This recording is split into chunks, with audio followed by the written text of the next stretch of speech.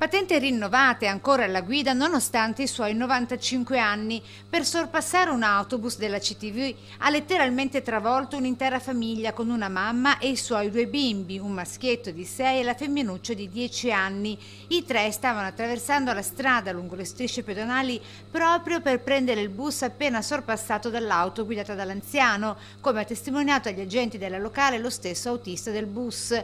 L'incidente a mezzogiorno di oggi alle terre perse del Lido di Venezia, all'altezza del campo da calcio di via Mezzalira, con i 2 fratellini immediatamente trasportati in ospedale, il piccino con le ferite più serie ricoverato a Padova, ferite lievi per la mamma trattenuta all'Angelo di Mestre, con la bimba ricoverate invece al Civile di Venezia.